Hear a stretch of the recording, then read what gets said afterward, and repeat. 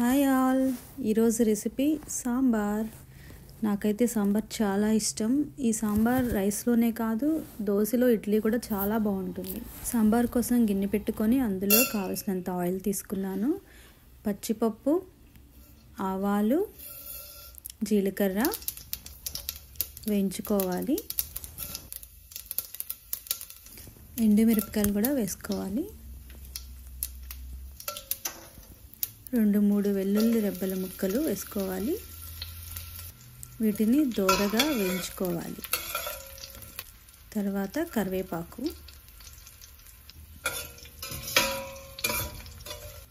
కొద్దిగా పసుపు,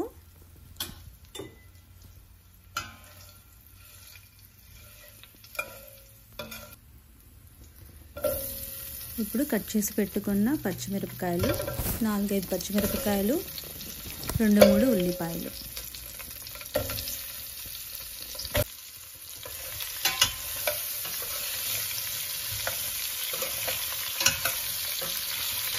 వీటి పెట్టుకొని కొంచెం సేపు మగ్గనివ్వాలి.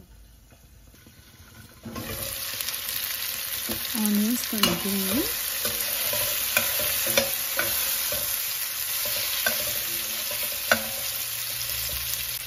మునక్కాయ ముక్కలు, దొండకాయ ముక్కలు, క్యారెట్ ముక్కలు, బెండకాయ ముక్కలు కూడా సాంబార్లో చాలా టేస్టీగా ఉంటాయి.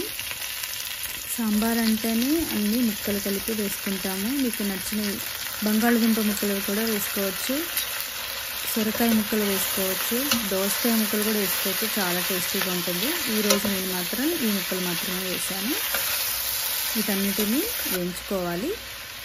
1 స్పూన్ సాల్ట్ వేస్తున్నా. టమాటో ముక్కలు, 3 టమాటోలు తీసుకున్నాను. సాంబార్లో ముక్కలు ఉంటేనే చాలా టేస్టీగా ఉంటుంది. ఎక్కువ ముక్కలు తినేవారైతే దానికి తగ్గట్టుగా కొంచెం ఎక్కువ వేసుకోవాలి. 1 స్పూన్ సాంబార్ పొడి వేసాను, 1 స్పూన్ ధనియాల పొడి వేసాను, 1 స్పూన్ కారం వేయించుకోవాలి ముక్కలని.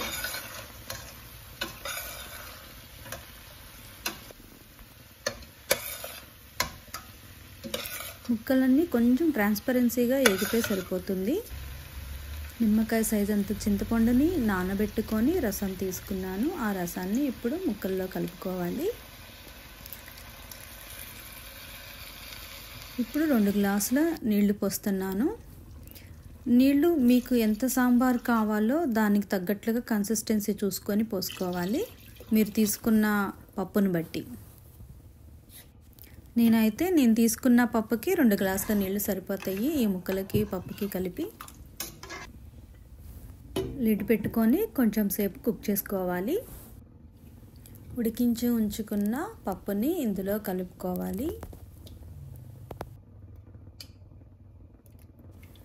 సాంబార్లో సాల్ట్ సరిపోయిందో లేదో ఒకసారి చెక్ చేసుకోవాలి. సరిపోతే కలుపుకోండి టేస్ట్కి తగ్గట్టుగా. పప్పునంతా మిక్స్ చేసుకొని మూత పెట్టుకొని ఒక 15-20 మినిట్స్ కుక్ చేసుకోవాలి.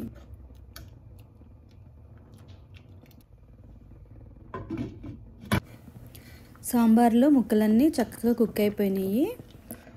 తిరుగుమాత పెట్టి అందులో ఇంగువ కలుపుకొని ఉడికిపోయిన సాంబార్లో మిక్స్ చేసుకోవాలి.